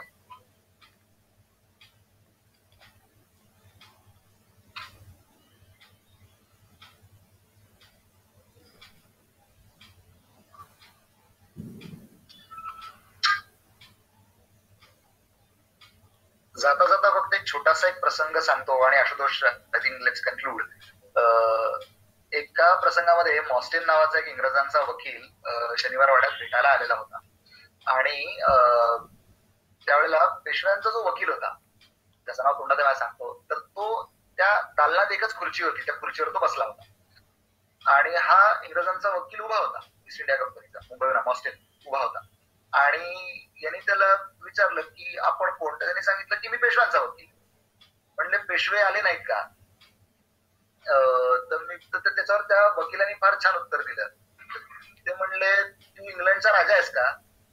इंग्लंडचा राजा वगैरे आला तर त्याच्याशी बोलायला फक्त पेशवे येत असतात, तुझ्यासारख्या वकिलाशी वगैरे बोलायला, निगोसिएशन करायला पेशवे येत नसतात. ते फार मोठे आहेत, तुला काय बोलायचं असेल ते माझ्याशी बोल. पुढे अर्थात माधवरावांनी त्याला आपल्या एका दिवशी कुठल्या तरी आपल्या स्वतःच्या पंक्तीमध्ये बसण्याचा मान वगैरे दिला. असा एक गमतीशीर प्रसंग आहे. हा, कोणीतरी श्रुती मॅडम काहीतरी प्रश्न विचारतात. मॅडम हे प्रश्न विचारत होत्या मला. हॅलो, तुमचा माईक अनम्यूट करा आणि प्रश्न विचारा, नाहीतर चॅट मध्ये प्रश्न दिला. त्यांनी तो चॅट मध्ये लिहिला होता प्रश्न, म्हणून मी म्हटलं की ठीक आहे, काय प्रश्न आहे. सर एक लास्ट प्रश्न होता, माधवराव पेशव्यांशी रिलेटेड नाही पण पानिपत बद्दल आहे. त्याच्या पुढे त्यांनी काही टाईप केलं नाहीये. म्हणूनच मी म्हटलं की काय प्रश्न आहे त्यांचा तो बघूया. पण त्याच्यात आणखी एक प्रश्न आलाय, हा जरासा वाईड स्कोप आहे, पण तुला आला तर अभ्यास करताना तुम्ही कुठली पुस्तकं किंवा रेफरन्स वाचले, बकरी वाचल्या का? साधारणपणे एक खरं सांगायचं तर 250 पुस्तकं वाचली. आता सगळ्यांची नावं सांगणं हे आहे, म्हणूनच म्हटलं मी खूपच वाईड स्कोप आहे प्रश्नाचा. नाही मी सांगतो ना, पण त्यातली प्रायमरी इतिहासाचार्य राजवाडे मराठ्यांच्या इतिहासाची साधने आहे, किंवा रियासतकार सरदेसायांचं जे पेशवे दप्तर आहे ते आहे, किंवा वासुदेव शास्त्री खऱ्यांचं जे ऐतिहासिक लेखसंग्रह आहेत हे प्रामुख्याने वापरलेले आहेत. त्याच्या व्यतिरिक्त इतर अनेक साधने वापरलेली, जी मला त्या परिस्थितीत त्या काळात जी मला वापरता आली ती वापरलेली. प्रचंड मोठी बिब्लिओग्राफी आहे. तुमचं हे पुस्तक मराठीच्या व्यतिरिक्त दुसऱ्या कुठल्या लँग्वेज मध्ये येणार आहे का? हो, पुस्तक 2 भाषांमध्ये आपण करतो आहोत. प्रायमरी आपण ते मराठीमध्ये करतोय कारण ते मला तुलनेने मराठीत लिहिणं सोपं होतं, कारण मराठी ऑफकोर्स माझी मातृभाषा आहे. त्यामुळे आणि आपल्याकडे अडचण अशी आहे की थोरल्या माधवरावांचं प्रमाणाने सिद्ध म्हणजे इतिहासाच्या दृष्टीने असं ज्याला म्हणता येईल असं मराठीमध्ये चरित्रच नाही. त्यामुळे ते प्रायमरीली तर मराठीत करायचं होतं, परंतु मराठी चरित्र प्रकाशित झालं की लगेच त्यानंतर आम्ही या कामाला लागणार आहोत किंवा सुरू करू त्याच्या आधी थोडस, परंतु मराठी आणि इंग्रजी या दोन्ही भाषांमध्ये चरित्र येणार आहे. एक छोटासा प्रश्न आहे. थोड्या दिवसांपूर्वी मी इनफॅक्ट अनुरागला हे पर्सनल चॅटवर पण टाकला होता, इथे मी विचारते. माउंट स्टुअर्ट एल्फिन्स्टनचा एक फोटो फेसबुकवर फिरत होता आणि इनफॅक्ट तो आपल्या पेशवे पेजवरही दिसला होता. तो फोटो कितपत ऑथेंटिक आहे हे मला माहिती नाही, पण शेवटचे बाजीराव पेशवे किंवा नाना फडणवीस हे थोडे समकालीन होते, तर त्यांचे काही ऑथेंटिक फोटो बघायला मिळतील का? फोटो म्हणजे चित्र आहेत प्रायमरी? नाही, पण माउंट स्टुअर्ट एल्फिन्स्टनचा फोटो होता. नाही, म्हणजे त्या बाबतीत अनुरागच सांगू शकेल, तो काही माझा याचा विषय नाही. मॅडमचा असा प्रश्न आहे की पानिपतचं जे युद्ध झालं त्याबद्दल अनेक अनुमान लावले जातात की मराठ्यांच्या पराभवाचे कारण आहेत. त्याबद्दल थोडक्यात काही सांगू शकाल का? ऍक्च्युली मी त्याबद्दल सध्या अभ्यास करते आहे, त्यामुळे आवडेल जाणून घ्यायला. प्रायमरीली सांगायचं तर मराठ्यांच्या पराभवाची अनेक कारणं आहेत, ती तपशिलाने सांगता येतील. आपल्यापैकी ज्यांना ती कारणं जाणून घ्यायची असतील, आता कारण ती सांगायला लागलो तर आणखीन 1 तास 1.5 तास मला सलग बोलावं लागेल त्या विषयाबद्दल. तर आम्ही सगळे लोक भारत इतिहास संशोधक मंडळ ही जी संस्था आहे पुण्यामध्ये, त्या संस्थेमध्ये अभ्यास करण्यासाठी रेग्युलरली जातो. जर तिथे तुम्ही कधी आलात तर आपण अवश्य भेटू. मी तुम्हाला या सर्व प्रश्नांची उत्तरं तपशीलवार सांगेन. म्हणजे मला सांगायला अडचण काही नाहीये, पण किमान 1 तासभर अजून मला सलग बोलत राहावं लागेल, एवढाच फक्त विषय आहे. आणि तो माधवरावांच्या पुण्यतिथीच्या औचित्याला धरून हा विषय नाहीये, म्हणून बाकी काही नाही. आधी ज्या बोलत होत्या त्यांनी एक प्रश्न विचारला ना की फोटोग्राफ बद्दल, तर माउंट स्टुअर्ट एल्फिन्स्टनचा मला तरी माझा स्पेसिफिक त्याबद्दल वाचत नाहीये, पण तो बहुतेक खरा फोटो आहे. आणि पेशव्यांचं बोलायचं झालं तर पेशव्यांपैकी फक्त एकाच व्यक्तीचा आजपर्यंत प्रॉपर फोटो पब्लिश झालेला आहे. बाकी कोणाचे असले तरी ते आतापर्यंत बाहेर आलेले आहेत. ती व्यक्ती म्हणजे दुसऱ्या बाजीरावांची कन्या बयाबाई आपटे. त्यांचे 2 फोटो आतापर्यंत प्रकाशित झालेले. एक हा त्यांचं लग्न झालेलं असताना क्लिक केला होता, पुण्यात कुठेतरी नाटक बघायला त्या आल्या होत्या त्या काळात, आणि दुसरा आहे ते त्यांच्या बऱ्याच म्हातारपणात तो क्लिक केला होता. हे दोन्ही ऑनलाईन तुम्हाला मिळून जातील किंवा प्रमोद ओकेंच्या पेशवे घराण्याच्या इतिहास त्याच्यात पण मिळून जातील बघायला. पण हे सोडून अजून तरी कुठले फोटो प्रकाशात नाही आलेले पेशव्यांचे. एक प्रश्न कोणीतरी विचारलाय, प्रसाद जोशी जी आहेत त्यांनी विचारलेला आहे की रमा माधव यांच्याबद्दल रंगवून सांगितलं जातं ते नातं खरंच तेवढं होतं की रोमॅन्टिक अँगल साठी सगळे वापरतात? आता काय गंमत आहे, याचं एक सोपं उत्तर असं आहे की त्या काळामध्ये आजच्या सारखे मोबाईल फोन नव्हते दुर्दैवाने किंवा सुदैवाने, काही अन्यथा बराच प्रश्न सुटला असता लॉजिस्टिकली सुद्धा. तर त्यामुळे तसं काही कॉन्व्हर्सेशन उपलब्ध नाही. परंतु नैसर्गिक आहे की नवऱ्याचं बायकोवरती प्रेम असणं हे अत्यंत नैसर्गिक आहे आणि त्यात काही गैर आहे म्हणण्याचे काही कारण नाही. त्यामुळं नवरा बायकोचं एकमेकांवर जितकं प्रेम असायला पाहिजे तेवढं ते त्यांचं असेल, काही प्रश्न नाही. आणि याचं दुसरे कारण असं होतं की मला दुसऱ्या एका गोष्टीचा मान अशा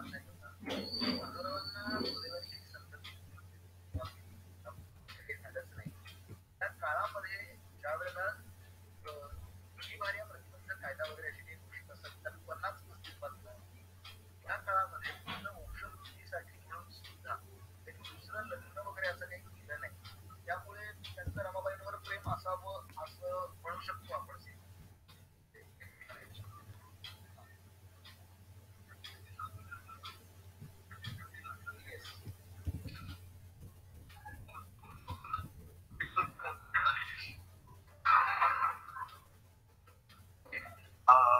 अजून कोणाचे काही प्रश्न दिसत तरी नाहीये.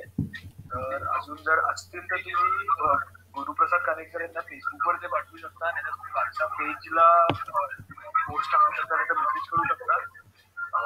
ते किंवा आम्ही तुमच्या प्रश्नाची उत्तरं द्यायचा पूर्ण प्रयत्न करू.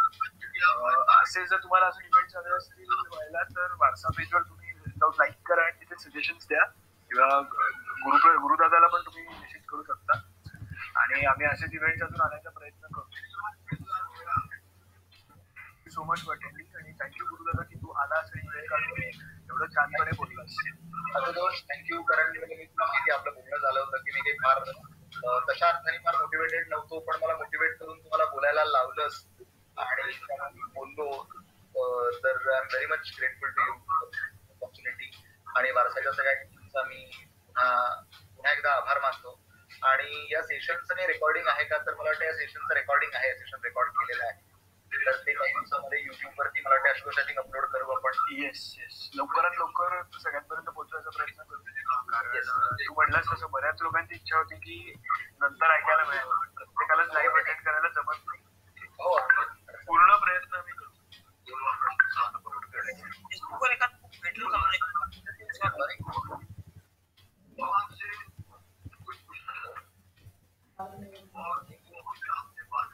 रवी देशपांडे सर काहीतरी बोलत होते.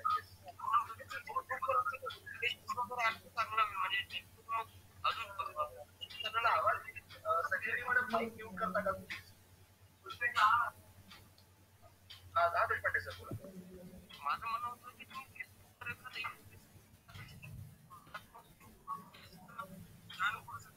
असला याच्यामध्ये फेसबुकवर काय इन्व्हिटेशन म्हणा किंवा असं काही एखादा प्रोग्राम वगैरे जर तुम्ही जसं केलं तुम्ही तसं निश्चित करता येईल. अडचण काय आहे तुम्हाला सांगतो. फक्त आता सध्या आपल्याला माहिती आहे की हे म्हणजे जे पॅन्डेमिक चालू आहे, कोविडचा प्रॉब्लेम चालू आहे आपला, त्याच्यामुळे आपल्याला असं फेस टू फेस भेटता येत नाहीये. ती मर्यादा आहे म्हणून आपण या तंत्रज्ञानाचा आधार घेतोय. पण खरं सांगायचं तर I am more of a public speaker. मला लोक समोर असले तर बोलायला मला अधिक आनंद होतो. म्हणजे बेसिकली फेस टू फेस लोकांच्या मला रिएक्शन्स पाहता येतात आणि मला साधारण त्या हिशोबाने फक्त बोलणं हे करता येतं.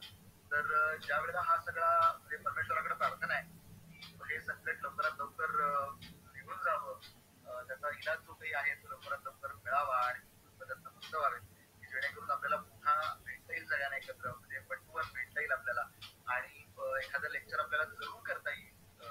नक्की म्हणजे देशपांडे सर आपल्या या गोष्टीबद्दल नक्की विचार करता येईल आपल्याला. फक्त सगळा विषय समजू दे. परंतु आशुतोष एकदा कधीतरी when we get some time in a while आपण एक फेसबुक लाईव्हही करूया. येस नक्की. हा जेणेकरून जास्तीत जास्त लोक इन्क्लूड होऊ शकतात त्याच्यामध्ये. येस त्याला काही मर्यादा नाहीये मला वाटतंय. आज पण परत ऑलमोस्ट 80-90 लोक तरी आलेली होती. हो त्यामुळे खूपच चांगला रिस्पॉन्स आहे. आपण नक्कीच उत्तर देऊ आणि ह्या विषयावर मी अजून पण विचार करेन. अगदी yes thank you. So I think yes आता बराच उशीर झालाय आलेच आपण एंड करूया. Thank you so much. Thank you very much Ashutosh once again. Thank you very much Prathamesh. वारसाच्या सगळ्या टीमचे मनापासून आभार आणि आपण सर्वजणांनी इतकं पेशंटली सगळं ऐकून घेतलं याबद्दल मी आपलाही अत्यंत आभारी आहे. धन्यवाद.